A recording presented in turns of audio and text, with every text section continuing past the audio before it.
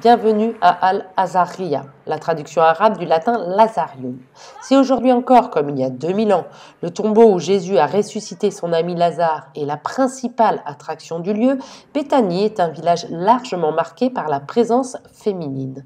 Pour valoriser ce village de Marthe et Marie et son église d'époque byzantine, une reine, Mélisande, y fonda un grand monastère bénédictin.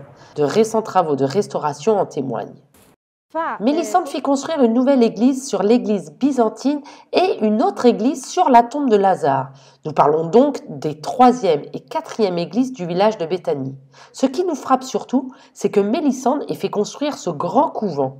Le travail de restauration que nous sommes en train de réaliser a pour objectif de faire ressurgir cette histoire complexe. Avec la conquête ottomane, l'église fut transformée en mosquée et l'accès au tombeau de Lazare muré. Les franciscains furent autorisés à en ouvrir un autre. On y accède par un escalier raide qui mène encore aujourd'hui au tombeau de Lazare.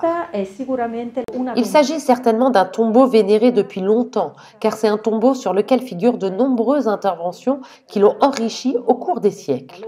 Le miracle de la résurrection de Lazare est également rappelé dans le Coran, explique, au-delà du mur, le chef de la mosquée actuelle. Les actuels travaux de restauration sont coordonnés par l'association ATS Pro Terra Sancta, qui a également formé les jeunes restaurateurs du chantier, tous musulmans, comme la majorité des habitants de Béthanie. Nous tentons de créer un sentiment d'appartenance pour que ces jeunes retrouvent leur histoire et leur patrimoine culturel. La salle de la dernière protagoniste de l'histoire chrétienne de Béthanie est toujours en cours de restauration.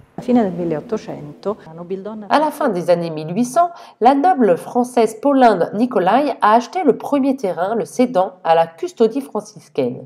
La présence actuelle des franciscains dans ces lieux, nous la devons encore une fois à une figure féminine.